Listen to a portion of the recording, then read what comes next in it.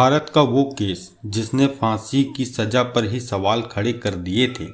आप सभी लोगों का हमारे वीडियो में स्वागत है। चैनल पे आप लोग नए हो, चैनल सब्सक्राइब, बेल आइकन जरूर दबाएं। आइए जानते हैं। बात 1990 की है। कोलकाता के भवानीपुर इलाके के आनंद अपार्टमेंट में एक परिवार रहा करता था। नागरदास पारेख और यशोमती बेन के दो बच्चे थे। लड़की का नाम हेतल और लड़के का नाम भावेश पारेख था। नागरदास पारेख गुजरात से आकर कोलकाता में बसे थे और यहाँ सोने और जेवर का धंधा चलाते थे। बेटी हेतल पास के ही एक स्कूल में पढ़ती थी। एक दिन की बात है, हेतल अपने स्कूल से घर जाती है और अपनी माँ से शिकायत करती है कि सोसाइटी का गार्ड उस पर गंदी नज़र से देखता है।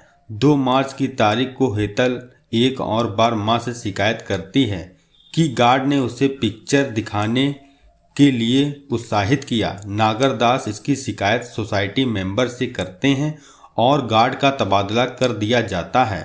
5 मार्च को गार्ड धनंजय चटर्जी को एक नई जगह ड्यूटी करनी थी, लेकिन वह उस दिन वहां न जाकर आनंद अपार्टमेंट में दोबारा ड्यूटी देने पहुंच जाता है। ड्यूटी का वक्त था सुबह 6 बजे से दोपहर 2 बजे तक। वारदात के दिन क्या हुआ? 5 तारीख को पूरे परिवार के सभी लोग अपने अपने काम पर निकलते हैं। घर पर सिर्फ माँ थी। हेतल का उस दिन एग्ज़ाम था। एग्ज़ाम देकर वो 1 बजे के आसपास घर पहुंचती है। शाम 5:30 बजे यशोमती बेन घर से निकल जाती हैं और एक पास के ही मंदिर में पूजा करने चली जाती हैं। हेतल अब घर पर अकेली थी। उसी समय धनंजय एक दूसरे गार्ड से कहता है उसे तीसरे माले पर जाना है। वजह पूछने पर बताता है कि उसे मालिक को फ़ोन करके बताना है कि वो जल्द ही नई जगह पर ड्यूटी ज्वाइन कर लेगा। धनंजय का जन्म 14 अगस्त 1965 को हुआ था। इसी तारीख को साल 2004 में उसे फांसी की सज़ा दी गई थी। इसके बाद धनंजय लिफ्ट के जरिए तीसरे माले तक पहुंच जाता है। उसी समय धनंजय जिस कंपनी के थ्रू गार्ड में लगा था, उस कंपनी का एक बंदा आनंद अपार्टमेंट में आता है और पूछताछ करता है कि नया गार्ड ड्यूटी ज्वाइन की है या नहीं। घड़ी में 5:45 हो रहे थे।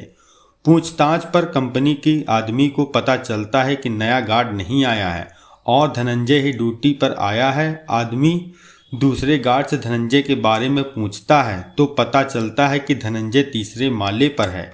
इसके बाद दूसरा गार्ड धनंजय को आवाज़ लगाता है। धनंजय तीसरे माले से नीचे झांक कर जवाब देता है कि वो नीचे आ रहा है। नीचे आकर धनंजय कंपनी के आदमी से गेट के बाहर कुछ देर बात करता है और बताता है कुछ पर्सनल कारणों से उस दिन वो नई ड्यूटी नहीं जा पाया। कंपनी का आदमी धनंजय से कहता है कि अगले दिन वो नई जगह ड्यूटी पर रिपोर्ट करे। इसी समय यशोमती पारेख घर पर लौटती हैं। उन्हें पता चलता है कि धनंजय उनके घर पर एक टेलीफोन करने गया था। इसके बाद वो अपने फ्लैट पर जाकर बेल बजाती हैं। जब बड़ी देर तक कोई जवाब नहीं देता तो दरवाज़ा तोड़ दिया जाता है। अंदर हेतल खून से लथपथ थी। उसके कपड़े फटे हुए थे और शरीर पर कई जगह चोट के निशान थे। हेतल की हत्या की गई थी। लगभग 3 घंटे बाद नागरदास पारेख पुलिस की इतला करते हैं और तहकीकात शुरू हो जाती है। धनंजय के खिलाफ सबूत और गवाह। शुरुआती पूछताछ में ही पुलिस को धनंजय पर शक हो जाता है, लेकिन अगले 7 दिन तक धनंजय पुलिस के हाथ नहीं लगता। 12 मार्च को पुलिस धनंजय को उसके गांव से पकड़ती है। वहां पुलिस को वो कपड़े बरामद होते हैं जो उसने वारदात के वक्त पहने थे। उसके घर से एक घड़ी भी मिलती है जो नागरदास के घर से चोरी की गई थी। पूछताछ में धनंजय बताता है कि वो बेगुनाह है और 5 मार्च को अपने छोटे भाई का जनेऊ संस्कार करने के लिए वो गांव आया था।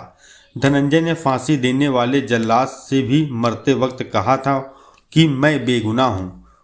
केस कोर्ट पहुँचता है। हत्या का कोई चश्मदीद गवाह नहीं था और जो सुराग भी थे वो भी। ऐसे मामले में मोटिव तय करना आवश्यक होता है कि सरकारी वकील ने दलील दी। चूंकि विक्टिम यानी हेतल के पिता ने धनंजय की शिकायत पर उसका तबादला करा दिया था, इसी वजह से धनंजय ने बदला लेने के इरादे से पहले तो हेतल का रेप किया और फिर उसकी हत्या कर दी। कई गवाहों ने इस बात की तस्दीक भी की थी। अभियुक्ता हत्या के वक्त बिल्डिंग में मौजूद था। सबूत के तौर पर एक पीला बटन पेश किया जो पुलिस को घटनास्थल से मिला था। पुलिस के अनुसार धनंजय ने उस दिन पीले रंग की शर्ट पहनी थी जो पुलिस को बाद में उसके गांव से बरामद हुई थी। इसके अलावा उस घड़ी को भी पेश किया गया जो धनंजय ने उसके घर से बरामद हुई थी। 21वीं सदी की पहली फांसी। सारे गवाहों और बयानात के आधार पर कोर्ट ने धनंजय को फांसी की सजा सुनाई, जिसे पहले हाई कोर्ट और बाद में सुप्रीम कोर्ट ने भी बरकरार रखा। 14 साल जेल में बिताने के बाद 2004 में फांसी की सजा तय हुई।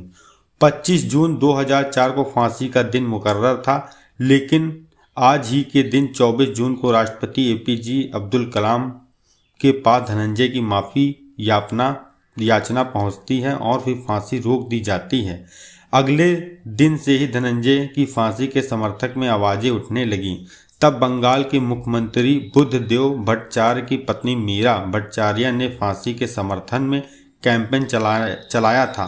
15 अगस्त 2004 को कोलकाता की अलीपोर सेंट्रल में जेल में सुबह के 4 बजे थे जब जल्लाद नाटा मलिक एक लीवर खींचते हैं और 29 साल के धनंजय चटर्जी को फांसी दे दी जाती है। 21वीं सदी में भारत में पहली बार किसी को फांसी की सजा दी गई थी। पारेख परिवार कुछ दिन बाद कोलकाता में अपना जमाया कारोबार लेकर निकल पड़ते हैं। मीडिया के लिए कहानी अभी खत्म हो चुकी थी, लेकिन एक और कहानी थी जिस पर कुछ साल बाद नज़र पड़ी। वो कहानी थी धनंजय के नज़रिए से फांसी के फंदे तक चढ़ने तक। धनंजय यही कहता रहा कि वो निर्दोष है, उसने कभी अपना जुर्म नहीं कबूला। दूसरी कहानी कई साल बाद सामने आई जब इंडियन इंस्टीट्यूट ऑफ कोलकाता के 2 स्कॉलर्स ने इस केस का एनालिसिस कर कुछ नए तथ्य सामने रखे। यह कहानी और भी कुछ थी। इस मामले में पोस्टमार्टम रिपोर्ट कह रही थी विक्टिम यानी हेतल ने अपने हमलावर के साथ हाथापाई की थी। अपने हाथों पर खून के निशान थे, लेकिन गवाहों के अनुसार धनंजय के कपड़े एकदम साफ थे, उनमें कहीं कोई खून का निशान नहीं था। इसके शरीर पर कहीं कोई चोट या खरोच का निशान भी नहीं था। पुलिस जिस पीली शर्ट की बात कर रही थी उसकी जांच के लिए एक फॉरेंसिक एक्सपर्ट को नियुक्त किया गया था। फॉरेंसिक एक्सपर्ट ने बताया धनंजय के कपड़ों पर खून का कहीं कोई निशान नहीं था। इस मामले में उंगलियों के निशान महत्वपूर्ण सुराग हो सकते थे, लेकिन पुलिस को घटनास्थल से या हेतल के शरीर से धनंजय की कोई निशान नहीं मिले थे। हेतल के शरीर पर चाकू के 21 निशान थे, लेकिन मर्डर वेपन में भी कभी कोर्ट में पेश नहीं किया गया। अब बात गवाहों की। पहली गवाह थी एक दूसरा गार्ड जिसने दावा किया था कि 5:45 पर उसने धनंजय को आवाज़ दी थी और उसने कहा नीचे झांक कर देखा। और एक गवाह लिफ्टमैन पहले इस बात पर हाँ ही भरी थी, लेकिन बाद में अपने बयान से पलट गया। उसने बताया धनंजय को 5:45 पर नीचे आते देखा था, लेकिन ऊपर जाते हुए नहीं। दोनों गवाहों की बात आपस में मेल नहीं खा रही थी। दूसरा गार्ड कह रहा था कि जब धनंजय को आवाज़ दी तो उसने तीसरे माले से नीचे देखा, जबकि हर माले पर लोहे की सरिया लगी हुई थी, यानी वहां से कोई नीचे झांके तो नीचे वाला आदमी उसे नहीं देख सकता। हेतल की मां और सिक्योरिटी गार्ड के अनुसार हेतल की मां 5:20 पर मंदिर के लिए निकली, जबकि लिफ्टमैन ने बताया तब समय 4:10 हो रहा था। गवाहों के अनुसार धनंजय 5:25 पर बिल्डिंग में घुसा और 5:45 पर बाहर आया, यानी इस पूरे हत्याकांड को अंजाम देने के लिए उसके पास सिर्फ 20 मिनट थे और इस 20 मिनट में उसे अपना काम पूरी तरह से करने के लिए नीचे झांककर जवाब भी देना था। घड़ी चुराने की बात पर भी सवाल उठा, क्योंकि उस दिन अपार्टमेंट में और कोई चीज़ चोरी नहीं हुई थी, सिर्फ घड़ी गायब हुई थी। हत्या के बाद धनंजय ने अपने कपड़े क्यों बचाकर रखे थे, ये भी सवाल कोर्ट में भी नहीं उठा। DNA टेस्ट नहीं हुआ। फॉरेंसिक एक्सपर्ट के अनुसार हेतल के अंडरगारमेंट में वीर के निशान पाए गए, लेकिन कोई DNA टेस्ट नहीं कराया गया। घटनास्थल में मिले खून के निशान भी धनंजय के खून से मैच नहीं कर रहे थे। पोस्टमार्टम रिपोर्ट में इंटरकोर्स की बात की गई, लेकिन रेप किए जाने का जबरदस्ती की कोई बात मेंशन नहीं थी। एक सवाल ये भी था कि अगर हेतल ने धनंजय द्वारा छोड़े जाने की शिकायत की थी तो हेतल ने उसे अंदर घुसने क्यों दिया। जब हेतल की मां घर पर पहुंची तो दरवाजा अंदर से बंद था। बाहर निकलकर धनंजय ऐसा कर नहीं सकता और हेतल को मार चुकी थी, फिर अंदर से दरवाजा बंद किसने किया। एक बात ये भी पता चली कि जिस गार्ड ने धनंजय के खिलाफ गवाही दी थी, धनंजय ने खुद उसके खिलाफ अपने सुपरवाइजर से कंप्लेन की थी। कंप्लेन ऑफ इंटरेस्ट पर भी अदालत ने ध्यान नहीं दिया था। कहानी के अनुसार हेतल की मौत के बाद उसकी मां उसे डॉक्टर के पास लेकर गई, जबकि वो पहले ही मर चुकी थी। पुलिस को इसके बारे में 3 घंटे बाद बताया गया। सुनवाई के बाद हेतल की मां ने शहर छोड़ दिया और कई बार तो ट्रायल में भी नहीं आई। जल्द ही हेतल के पिता और भाई ने शहर छोड़ दिया। धनंजय के खिलाफ जिस शिकायत की बात की गई थी उसकी कॉपी भी कभी कोर्ट में पेश नहीं हुई। सबूतों की जिस लिस्ट को अदालत में पेश किया गया उस पर एक चाय वाले के हस्ताक्षर थे। यही थी पूरी सच्चाई। आगे आप लोगों की इसी तरह वीडियो मिलती रहेंगी। चैनल को हमारा सब्सक्राइब करें, सपोर्ट करें। जय हिंद, जय भारत।